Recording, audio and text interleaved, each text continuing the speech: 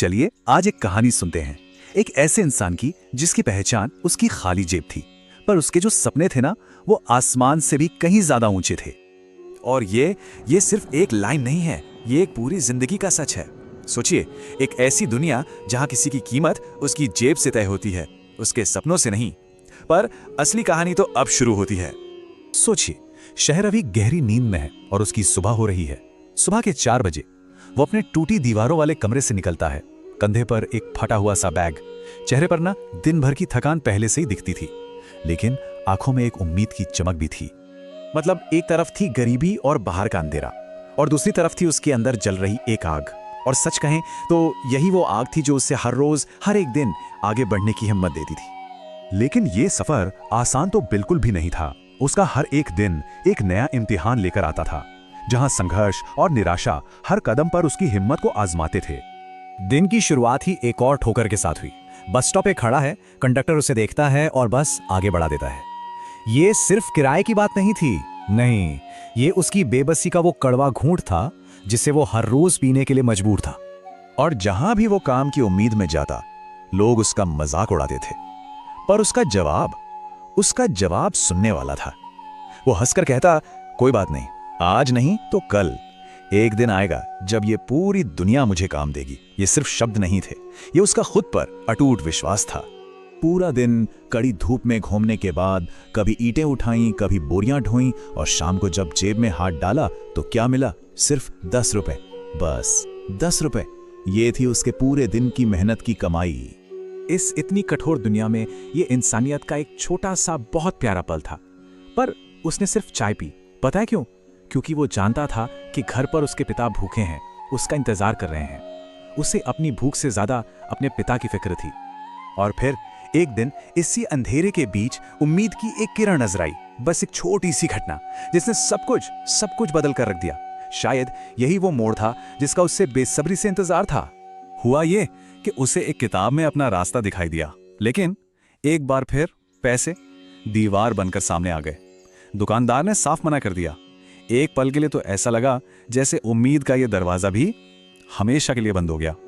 लेकिन तभी कुछ ऐसा हुआ जिसकी उसने बिल्कुल उम्मीद नहीं की थी। जिंदगी में पहली बार किसी ने उसकी खाली जेब के बजाय उसकी आंखों में देखा था। दुकानदार ने उसकी आंखों में भूख नहीं बल्कि कामयाबी की आग देखी और उसे वो किताब दे दी। वो सिर्फ एक किताब नहीं थी, वो किसी का उस पर किया गया पहला भरोसा था, पहला विश्वास।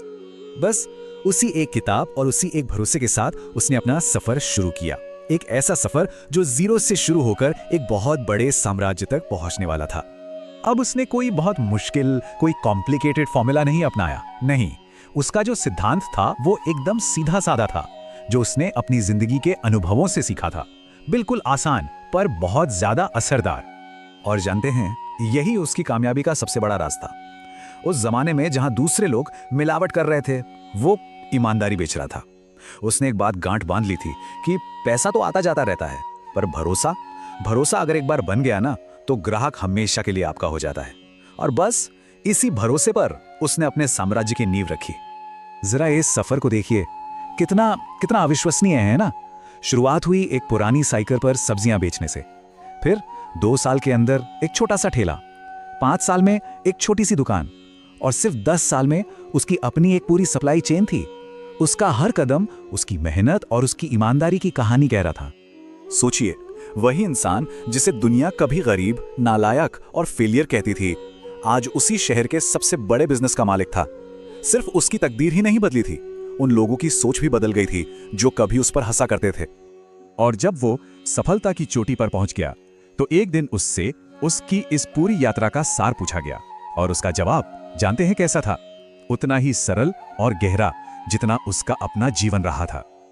और ये वो सवाल है जिसका जवाब शायद हम सब जानना चाहते हैं कि भाई, इतने संघर्ष के बाद कोई इतनी ऊंचाई पर पहुंच कैसे सकता है? क्या था उसके पास? कोई जादुई मंत्र था क्या? तो सुनिए उसका जवाब। कोई मुश्किल बिजनेस स्ट्रैटेजी नहीं। वो बोला, जब मेरे पास पैसे नहीं थे तब मेरे पास सिर्फ 2 चीजें थीं, मेहनत और भरोसा। जब दुनिया उस पर भरोसा नहीं कर रही थी तब भी उसने खुद पर भरोसा करना नहीं छोड़ा। उसकी असली दौलत पैसा था ही नहीं, उसकी असली दौलत थी उसकी मेहनत और उसका खुद पर अटूट विश्वास। और अंत में वो अपनी वही पुरानी साइकिल एक बच्चे को देते हुए कहता है कि सपने साइकिल से पूरे हों या मर्सिडीज से, कोई फर्क नहीं पड़ता, जरूरत बस चलते रहने की होती है। साधन मायने नहीं रखते, सफर मायने रखता है। और यही बात हमें सोचने पर मजबूर कर देती है कि गरीब होना शायद किसी की गलती नहीं, लेकिन गरीब सोच के साथ जीना ये जरूर गलती है। हालात हमारे हाथ में नहीं होते, पर हमारी सोच वो हमारे हाथ में होती है। असली गरीबी पैसे की नहीं, सोच की होती है, और शायद यही इस पूरी कहानी का सबसे बड़ा सबक है।